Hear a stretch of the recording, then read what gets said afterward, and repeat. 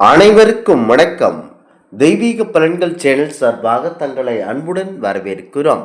இன்று நம் காணொளியில் காண விரும்புவது மாசி மாதம் சர்வ அமாவாசை என்று தர்ப்பணம் கொடுக்க சரியான நேரம் என்ன என்பதை பற்றி இந்த காணொளியில் பார்க்கலாம். வாருங்கள் காணொளிக்கு செல்லலாம். மறக்காமல் ஒரு சப்ஸ்கிரைப் செய்யவும். 2026 இந்த ஆண்டின் மாசி அமாவாசை மாபெரும் சிறப்பு மிக்க நாளாகும். தர்ப்பணம் கொடுக்க காலை 6 மணி முதல் காலை 11 மணிக்குள் செய்வது சிறந்த பலனை தரவல்லது. குறிப்பாக அதிகாலை சூரிய உதயத்திற்கு பிறகு நீராடி 6:30 மணிக்குள் பித்ரு தர்ப்பணம் கொடுப்பது முன்னோர்களுடைய ஆசியை முழுமையாக பெற்றுத்தரும். அவிட்டம் நட்சத்திரம் மற்றும் அமாவாசை இணைந்து வரும் இந்த நாளில் மாபெரும் சிறப்பம்சத்தை கொடுக்கக்கூடியது. 10,000 ஆண்டுகள் தர்ப்பணம் செய்த பலனை தரும் இந்த ஆண்டு தர்ப்பணம் கொடுத்தீர்கள் என்று சொன்னால், தர்ப்பணம் முடிந்ததும் காகத்திற்கு உணவளித்து அந்தணர்களுக்கு தானம் வழங்குவது நல்ல பலனை தர வல்லது. குறிப்பாக இன்றைய நாட்கள் சக்தி வாய்ந்த நாட்கள் என்பதனால் இன்று பிதிர் தர்ப்பணம் கண்டிப்பாக செய்ய வேண்டும் என்பது நீதியாகும். மாதங்கள் மிகவும் புனிதமான மாதமாக கருதப்படுவதுதான் மாசி மாதம். மாசி மாதத்தில் புண்ணிய தீர்த்தங்களில் அமிர்தம் கலப்பதாக சொல்லப்படுகிறது. இதனாலேயே இந்த நாள் புனிதமாக நீராடுவது மிகவும் சிறப்பு வாய்ந்ததாகவும் பாவங்களை போக்கக்கூடியதாகவும் சொல்லப்படுகிறது. நம்முடைய மதத்தில் வரும் அமாவாசையில் முன்னோர்கள் வழிபாட்டினை மேற்கோள் செய்வது நல்லதாகும். மாசி மாத அமாவாசையில் சிறப்புகளையும் இந்த நாள் என்னென்ன விஷயங்கள் செய்தால் பித்ரு லோகத்தில் இருந்து விடுபட முடியும் என்பது நம்பிக்கையாகும். முன்னோர்களின் ஆசி பெற்று தெய்வங்களின் அருளால் வாழ்க்கையில் அளவில்லாத மகிழ்ச்சியை பெறுவதற்கு ஏற்ற வழிபாட்டு நாளாக மாசி அமாவாசை இருக்கிறது. அமாவாசை என்பது மிக முக்கியமான புனித வழிபாட்டு நாளாக திகழ்கிறது. முன்னோர்கள் வழிபாட்டிற்குரிய இந்த நாள் பலவிதமான புண்ணியங்களை நமக்கு வழங்கக்கூடியதாகும். ஒவ்வொரு மாதமும் வரும் அமாவாசைக்கு ஒரு தனி சிறப்பு இருப்பது போல அமாவாசை, அதாவது மாசி மாத அமாவாசைக்கு என்று தனியான மகத்துவம் உண்டு. இந்த நாள் விரதம் இருந்து முன்னோர்களை வழிபட்டால் அனைத்து விதமான தோஷங்களும் நீங்கி சுபகாரியங்கள் தடையின்றி நீங்கி வெற்றி கண்டிப்பாக நமக்கு கிடைக்கும். மாசி மாத அமாவாசை குறிப்பாக மாபெரும் சிறப்பம்சமான நட்சத்திரத்துடன் சிறந்து வருகிறது என்பது பொறுத்து தர்ப்பணம் செய்ய வேண்டும். சிரார்த்தம், புனிதமாக நீராடுதல், முன்னோர் வழிபாடு, தருண தர்மங்கள் ஆகியவற்றிற்கான பலன்கள் மாறுபடும். பொதுவாக மாசி அமாவாசையில் தர்ப்பணம் கொடுத்தால் நம்முடைய முன்னோர்கள் மனம் திருப்தி அடைந்து நமக்கு ஆசி வழங்குவதுடன் அவர்கள் செய்த பாவங்கள் நீங்கி முக்தி கிடைக்கும் என்பது நம்பிக்கையாகும். இந்த ஆண்டு இந்த மாசி மாத அமாவாசையானது பிப்ரவரி 17ஆம் தேதி செவ்வாய்க்கிழமையான இன்று இருக்கிறது. இது மாபெரும் சிறப்பம்சத்தை தரக்கூடிய அமாவாசையாகும். இந்த ஆண்டு மாசி மாத அமாவாசை அவிட்டம் நட்சத்திரத்துடன் இணைந்து வருவதனால் அவிட்டம் நட்சத்திரம் இணைந்து வரும் நாளில் மாசி அமாவாசையில் தர்ப்பணம் கொடுப்பது புதிர்களுக்கு அளவற்ற மன மகிழ்ச்சியை தரும். இந்த நாளில் அன்னம், தயிர் ஆகியவற்றை தானம் செய்தால் 16,000 ஆண்டுகள் பித்ருக்களை சிரார்த்தம் செய்த திருப்தி பலன் நமக்கு கிடைக்கும்.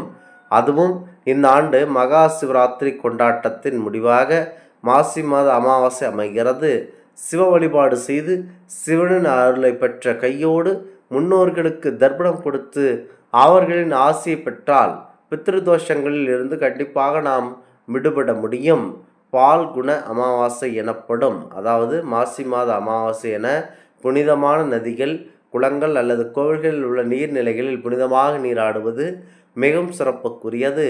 இது மனம், உடல், ஆன்மா தூய்மை செய்து ஆன்மீக பயன்களை பெற்று தருவது நமக்கு தயார் செய்யும். நீராடலுக்கு பிறகு சூரிய பகவானை வழிபட்டு முன்னோர்களுக்கு தர்ப்பணம் கொடுத்து அவர்களின் ஆசீர்வாதங்களை கண்டிப்பாக பெற வேண்டும். மாசி மாத அமாவாசை என்று விரதம் அனுஷ்டித்து முன்னோர்களை மனதார நினைத்து வழிபட வேண்டும். மேலும் நம்மால் முடிந்த அளவிற்கு தானம் செய்தால் முன்னோர்களின் ஆத்மா சாந்தி அடைய செய்யும். மற்றவர்களின் பசியை போக்கவும் அவர்களுக்கு வேண்டிய உதவிகளை செய்யும் வகையில் தானம் அளிப்பது முன்னோர்களுக்கு மன நிறைவை தரும். இதனால் நமக்கு நிறைவான வாழ்க்கை கண்டிப்பாக நமக்கு அமையும். அமாவாசை என்று பக்தியுடன் சிவன், அக்னி மற்றும் பிராமணர்களை வழிபட வேண்டும். இவர்கள் 3 பேருக்கும் அளிக்கும் தானங்கள், செய்யும் வழிபாடுகள் ஆகியவற்றை நம்முடைய முன்னோர்களே நேரடியாக வந்து ஏற்பதாக ஐதீகமாகும். பிராமணர்களுக்கு தானம் அளிக்கும்போது அனைவருக்கும் அளிக்கக்கூடாது. சிரார்த்த காரியங்கள் செய்து வைக்கும் பிராமணர்களுக்கு மட்டுமே தானம் அளிப்பது சிறந்தமாகும். அமாவாசை தினத்தில் சிவபெருமானுக்கு பால், தயிர், தேன் ஆகியவற்றால் அபிஷேகம் செய்வது நல்லது. அதோடு கருப்பு எள்ளை நைவேத்தியமாக படைத்து அவரது அருளை பெற வேண்டும். இந்த வழிபாடு இறைவனுடன் ஆன்மீக இணைப்பை வெளிப்படுத்தி வாழ்க்கையில் சமநிலையை நலத்தையும் கண்டிப்பாக ஏற்படுத்தும். அமாவாசை சனி பகவானுக்கு பிரத்யோகமான நாளாக கருதப்படுகிறது. இந்த நாளில் அவரை மலர், கருப்பு எள், கடுகு எண்ணெய், கருப்பு துணி ஆகியவற்றை சமர்ப்பித்து சனி பகவானை வழிபட வேண்டும். மேலும் சனி பகவான் கோவிலுக்கு சென்று அவருடைய அருளை பெற வேண்டும். இது வாழ்க்கையில் ஏற்படும் எதிர்பாராத தடைகள் மற்றும் சிக்கல்களை நீக்கி முன்னேற்றத்தை உருவாக்குகின்றன. குறிப்பாக இன்றைய நாட்கள் திதி தர்ப்பணம் கொடுக்க காலை 6 மணி முதல் காலை 11 மணி வரை சிறப்பாக இருக்கிறது. முக்கியமாக இந்த ஆண்டு மாசி மாத தர்ப்பணம் மாபெரும் சிறப்பு மிக்கது. காலை 6 மணி முதல் 11 மணிக்குள் செய்வது சிறந்தது.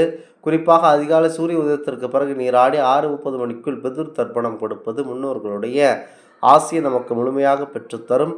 அவிட்டம் நட்சத்திரம் மற்றும் அமாவாசை இணைந்து வரும் இந்த நாளில் தர்ப்பணம் செய்வது 10,000 ஆண்டுகள் தர்ப்பணம் செய்த புண்ணிய பலன்களை நமக்கு தர வல்லது.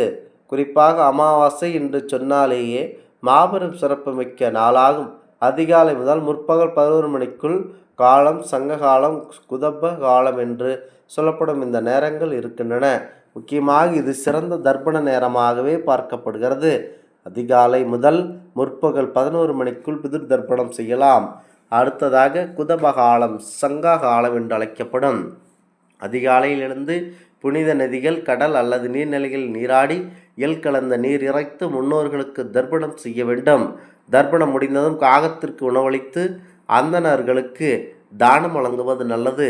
சூரியன் மறைந்த பிறகு தர்ப்பணம் செய்வதை கண்டிப்பாக தவிர்த்து விட வேண்டும். இந்த ஆன்மீக தகவல் உங்களுக்கு பிடித்து இருந்தால் தெய்வீக பலன்கள் சேனலை கண்டிப்பாக சப்ஸ்கிரைப் செய்து கொள்ளவும். மீண்டும் ஒரு நல்லதொரு காணொளியில் உங்களை சந்திக்கிறோம். நன்றி, வணக்கம்.